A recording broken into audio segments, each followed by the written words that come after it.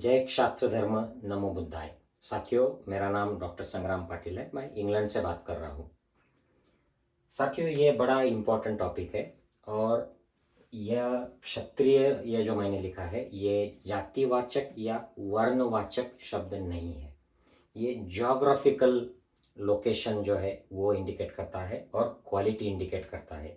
ये ब्राह्मण धर्म के हिसाब से जो क्षत्रिय वर्ण होता है, ये वाली बात नहीं है। हिस्टोरिकली क्षत्रिय ये वर्ण नहीं था, यह क्षत्रिय ये लोगों की ज्योग्राफी इंडिकेट करता था और उनका गुणधर्म इंडिकेट करता था कि क्षेत्र का रक्षण करने वाले, खेत का रक्षण करने वाले खत्तीय होते थे।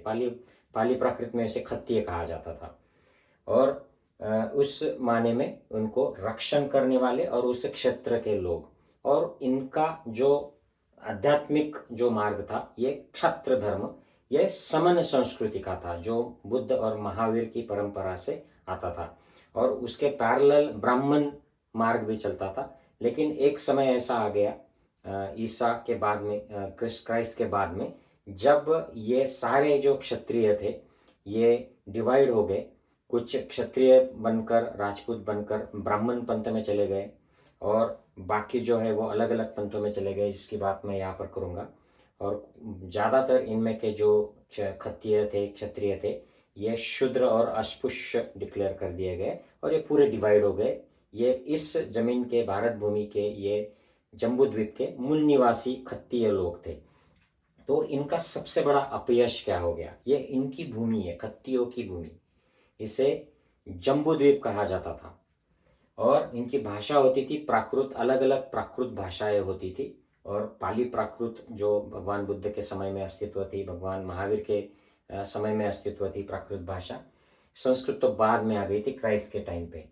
तो इनके क्षत्रियों के काल में, वो जब राज करते थे, वो जब राजनेता थे, जब शिक्षा पर उनका अधिकार था, उनको अनलिमिटेड एक्सेस था क्षेत्र शिक्षा का, और जब वो अध्यात्म का जो मार्ग है, वो समन संस्कृति का, सत्य की खोज करने वाला विवेकवादी मार्ग पे वे चलते थे, जिसमें विषमता नहीं होती थी, जिसमें सिर्फ सत्य ही सत्य की खोज हुआ करती थी। उनकी एक संस्कृति थी जो मूल निवासियों की संस्कृति है, जो हड़प्पन संस्कृति है। बाद में ये बदलती चली गई और उनका काम क्षेत्र का रक्षण करना, खेती करना, सिर्फ लड़ाई झगड़े करना इनका काम नहीं हुआ करता था। एक इसका part one of the duties हुआ करती थी कि अपने अपने जो राज्य है, क्षेत्र है, उनका रक्षण करना। तो ये बड़ी यशस्वी संस्कृति के ये लोग थे और इन्हीं की बदौलत ये सोने की चिड़िया भारत थी, including in the times of Harappan, Mohenjodaro cultures. उनकी सभ्यता के टाइम पर भी भारत इंटरनेशनल व्यापार में बड़ा अग्रसर हुआ करता था और ये सोने की चिड़िया सही मायने में थी। इन्होंने विश्व की सबसे पहली जो यूनिवर्सिटीज थी, ये इन्हीं क्षत्रियों ने इस्टेब्लिश की थी। और ये इनके जो समन मार्ग था, ये जो क्षात्र मार्ग था बुद्ध का, महावीर का, इसी के चलते ये यूनिवर्सिटीज अस्तित्व में आई थी।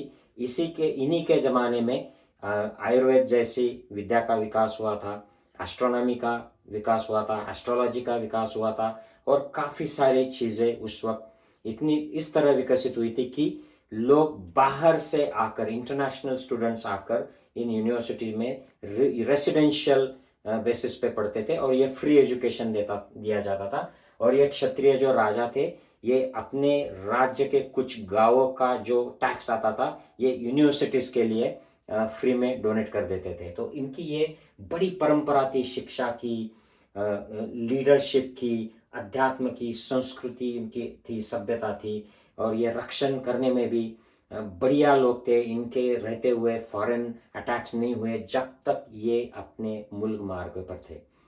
जब ये डिवाइड हो गए तो इन्वेजन शुरू हो गए और इनके टुकड़े टुकड़े हो गए।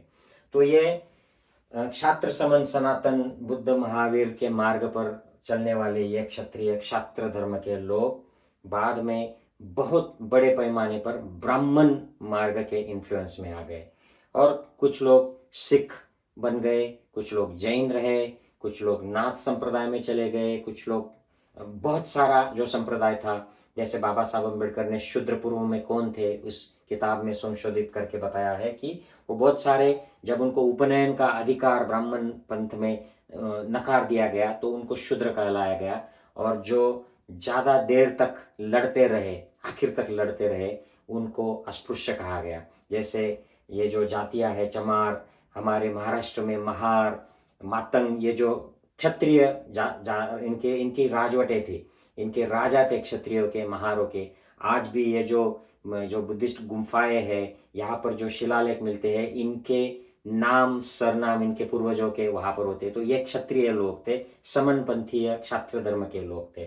तो ये अलग अलग तरीके के संप्रदायों में जो विभाजित हो गए, इसकी वजह से कमकुवत हो गए। इनको अपनी हिस्ट्री भी ये भूल गए कि हम किसी ज़माने में ऐसे एक विशेष मार्ग के मूल निवासी थे, सत्य की खोज किया करते थे, हम समतावादी थे और हम सत्य की खोज करने के अध्यात्म के मार्ग पर चलते थे। और हमारे पूर्वजों ने ये बड़ा एक सुवर्ण इतिहास जमाया था कि भारत उस वक्त बड़ा ही स्ट्रांग, शक्तिशाली, बहुत ज़्यादा जीडीपी रखने वाला, ग्लोबल मार्केटिंग में एक्सपोर्ट इंपोर्ट करने वाला ऐसा महान राष्ट्र था। और इस कुछ नाम जो है, गुप्त हो या मौर्य हो, सम्राट अशोक, ये सारे क्षत्रियों के पूर्वज है और इनके ये एग्जाम्पल्स है। लेकिन जैसे इन्होंने अपनी पहचान बुला दी, डिवाइड हो गए, भाई भाइयों में ही ये इनके डिवीज़न हो गया। जैसे हमें महाराष्ट्र में जो मराठा कहलाते हैं, उनमें मराठा और कुणबी ऐसे दो ग्रुप्स हो गए। तो मराठा सुपेरियर हो गए, कुणबी इंफीरियर हो गए, क्योंकि वो खेती करते थे। और मराठा और महार ये भाई भाई, ब्लड रिलेटिव्स, बाद में ये तो उनके काम की वजह से अलग अलग हुए थे।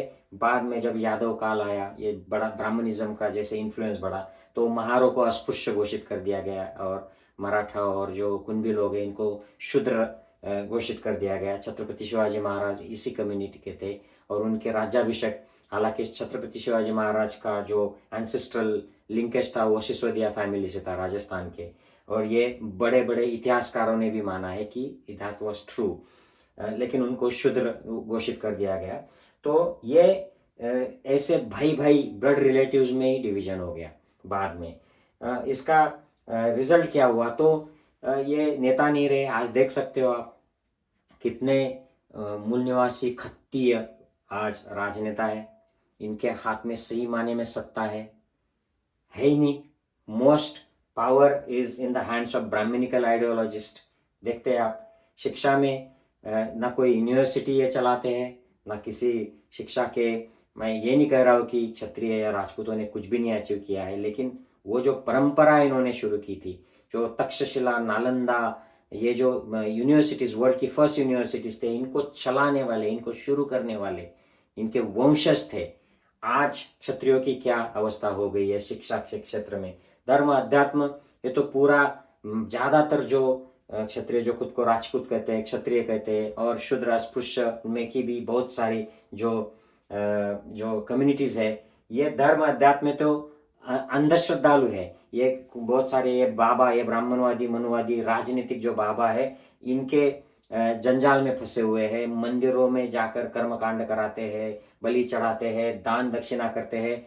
ये पूरी तरह से क्षात्र धर्म के खिलाफ है। पूरी तरह से इनका जो श्रमण मार्ग था, सनातन क्षात्र मार्ग, इसके तो खिलाफ है। ये जानते भी नहीं है कि ये उनके पूर्वजों का मार्ग ये इस तरीके का विवेकवादी हुआ करता था। संस्कृति सभ्यता तो ये खुद भूल ही गए हैं। हमारे महाराष्ट्र में ईड़ा पीड़ा जाए और बलि का राज्य है ऐसे कहा जाता है। ये जो बहुजन समाज होता है, क्षत्रिय मूल निवासी क्षत्रिय समाज जो उनके पूर्वज होते थे, इनका जो राजा था, बलि राजा, इसको मार दिया गया था वामनदारा षड्यंत्र से। तो ये क्षत्रिय जो बहुजन महिलाएं हैं, ये बेटियां हैं, ये हर त्योहार पे बोलती है ईड़ा पीड़ा जाए और बलि का राज्य आए। तो ये जनरेशन से, हंड्रेड्स ऑफ ईयर्स से ये चलता आ रहा है। लेकिन इससे उनको बलि राजा की संस्कृति का नहीं पता चलता है, हिस्ट्री का नहीं पता चलता है। ये तो आजकल महात्मा ज्योतिबा फुले, बाबा साहब अम्बेडकर और इन जैसे इतिहासकारों ने ये सामने लाया, तब हमें पता चला कि अरे बलि तो महान था, वामन षड्यंत्रकारी था। तो ये खुद का इतिहास भूल गए, खुद की सभ्यता भूल गए, खुद की संस्कृति भूल गए।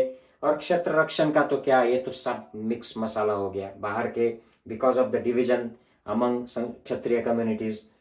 बाहर के इन्वेडर्स आए, फिर उनका मिक्सिंग हुआ। इन्वेडर्स आए तो फर्स्ट में मुगल्स आए, बहुत सारे अरेबियन, टर्किश, ये किंग वहाँ के जो इन्वेडर्स आए। उसके बाद अंग्रेज़ आए, फ्रेंच आए, और उसके बाद में तो क्षत्रियों का कोई महत्व ही नहीं रहा।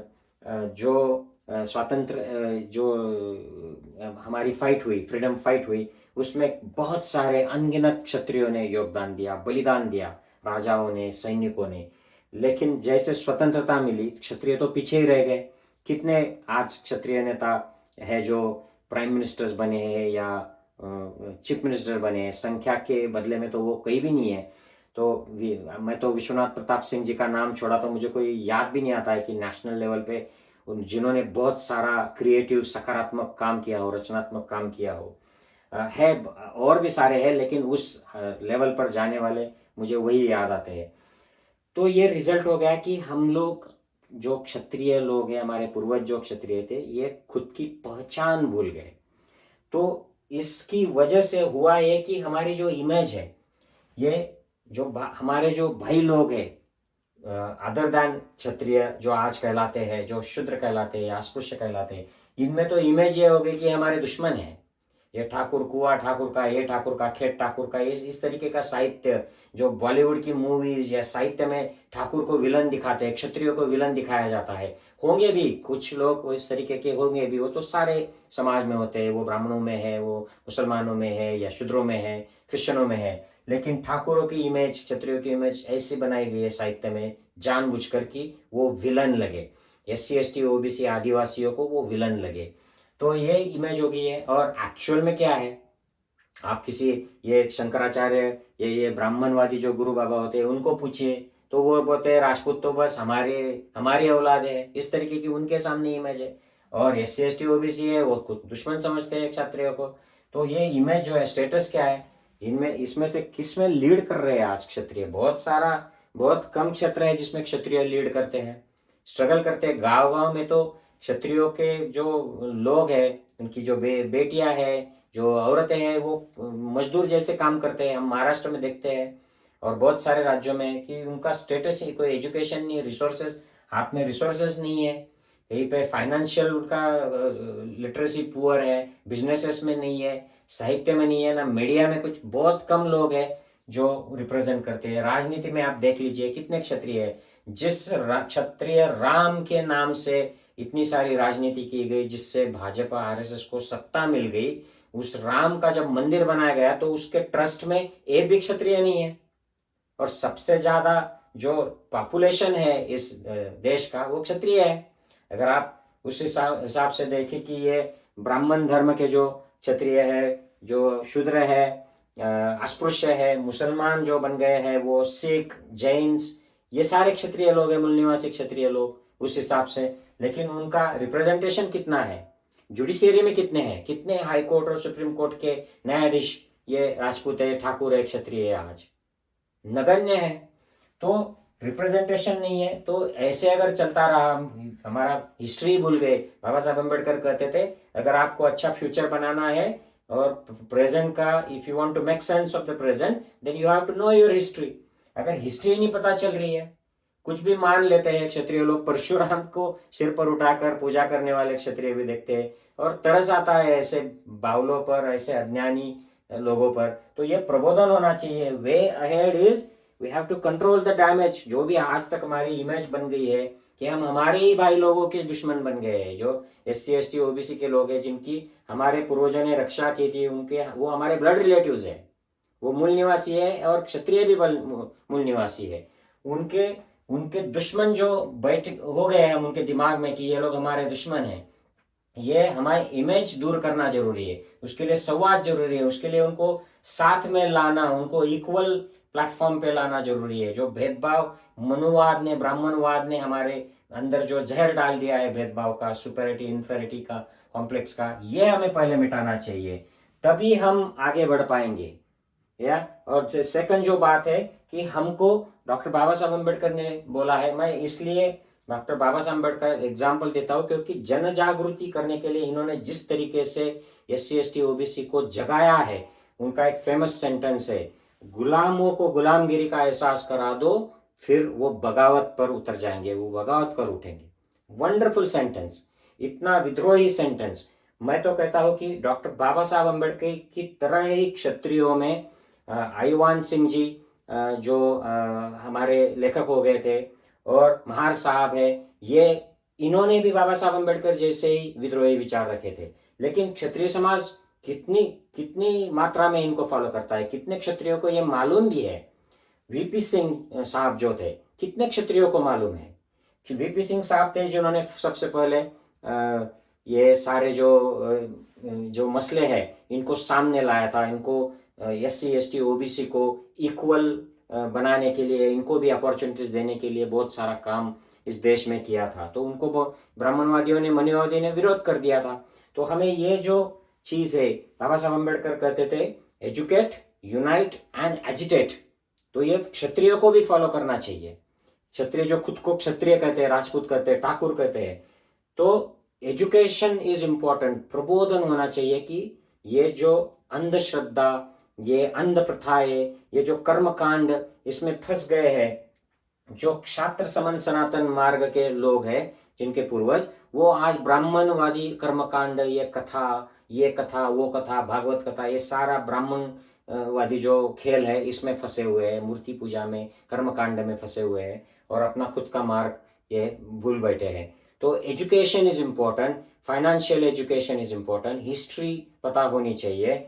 और सेकंड इज यूनाइट, एक होना चाहिए। और इसके लिए सिर्फ ठाकुर और राजपूत और सिर्फ चौहान सन जो सिसोदिया, इनकी यूनिटी जरूरी नहीं है। हमारे जो मूल निवासी भाई बहन है हिस्टोरिकली, उनके साथ हमें यूनिटी करनी है। हमारी इमेज तभी जाएगी और तभी हम अच्छा स्टेटस कर पाएंगे। उनके साथ हमें कोलैबोरेट करना है। और एजिटेट का मतलब दंगा फसाद करना। अब देखते हैं आजकल राजपूत नाम लेके मूछों पे ताव लगाते हैं और फेटे वगैरह लगा के तलवारें घुमाते हैं। तो ये तो पिछला सब ठीक था। अब इन चीज़ों को दिखाने में क्या मतलब है, ये बेवकूफ़ी है। आज इसका ज़माना नहीं रहा है। एक गन से लोग मर जाते हैं और आप तलवार घुमा के क्या कर रहे हो? तलवार घुमा के करते क्या हो? मेरा हाल ही का एक एक्सपीरियंस था। मैं किसी मसले में, मुझे मुंबई पुलिस ने फंसा दिया था कॉन्स्पिरसी में, ये बीजेपी RSS वालों ने। तो हमारे एक मित्र हैं, उन्होंने कहा कि अरे डॉक्टर संग्राम सिंह तो आपके क्षत्रिय है। करनी सेना वालों को उन्होंने सजेस्ट किया कि वे आप उनके लिए आवाज़ उठाओ। तो जो करनी सेना के जो लोग हैं हमारे जलगांव डिस्ट्रिक्ट के, वो कहते हैं अरे वो क्या वो राजपूत है, वो क्या क्षत्रिय है, वो तो मोदी को विरोध करते हैं डॉक्टर पाटिल। तो ये मुझे हंसी आ गई उस वक्त कि भाई मोदी को विरोध कर दिया तो मैं क्षत्रिय नहीं हूँ। इस तरीके का जो अंधभक्ति क्षत्रियों में छा गई है। और ये सेना वो सेना, आप क्षत्रियों का काम कीजिए, जनजागृति कीजिए। तलवारें उठा के राजनीतिक गुलामगिरी करना हमें बंद करना चाहिए। ये जो मानसिक गुलाम हम हो गए, राजनीतिक गुलाम हो गए, किसी के आदेश पे मूवी बंद करने के लिए उतर जाते हैं, किसी के आदेश पे रास्ते पे उतर जाते हैं, इनको हमें बंद करना चाहिए और सही मायने में एजुकेट, यूनाइट और एजिटेट करना चाहिए। इसी से हमें ये जो अपयश आया है, जिसके हम हकदार है, सोने की चिड़िया देश को बनाने के नेता हमारे पूर्वज थे, हमें उसी स्थिति पे, उसी वैभव को अगर प्राप्त करना होगा तो हमें इसके सिवा कोई चारा नहीं है। हमें खुद को एजुकेट करना चाहिए, करना पड़ेगा। हमें ये जो विषमतावादी कल्चर हमारे अंदर, जो अंधश्रद्धा, रूढ़ी परंपरा के नाम पर हम जो समय, एनर्जी और पैसा बर्बाद कर रहे हैं, इससे बाहर निकलना है। ये जो सुपेरियरिटी की जो गलत फहमी हमारे अंदर बैठ गई है, इसकी कोई ज़रूरत नहीं है। आयुवान सिंह जी ने जो बताया था, महार सिंह ने जो बताया था कि आप सब ये जो मनुवादी और पूंजीवादी जो कल्चर है, ये जो ग्रुप्स है, इनसे सावधान रहिए। ये हमारा कल्याण करने वाले नहीं है। हमारे जो ब्लड रिलेटिव्स हैं, हमारे जो हिस्टोरिकली खत्तीय, क्षत्रिय मूल निवासी लोग हैं, इनके साथ हमें भाईचारा बढ़ाना है। और हमें पूंजीवादी और ब्राह्मणवादियों से नफरत नहीं करनी है या उनके साथ लड़ाई नहीं करनी है, लेकिन उनसे सावधान रहना है। तो मैं आशा करता हूँ कि क्षत्रियों को अगर हमारा उज्जवल इतिहास फिर से फ्यूचर में लाना है, हमारी अगली पीढ़ियों को अगर अच्छे दिन हमको लाने हैं, फिर से हमें अगर वो उज्जवल तरीके का स्टेटस हमें प्राप्त करना है तो हमें एजुकेट करना पड़ेगा खुद को. सो एजुकेट एजुकेट एंड एजुकेट. जय क्षात्र धर्म. नमो बुद्धाय.